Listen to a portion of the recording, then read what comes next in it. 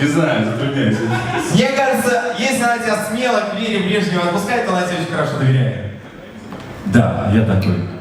Да, я такой, слушай, вот все, прям человек, гордость у человека за свою верность. Я поздравляю тебя с тем, что обладаешь реально этим качеством, которому надо поучиться большинству наших мужчин. Давайте поаплодируем. Ник Фера, верный саксофонист.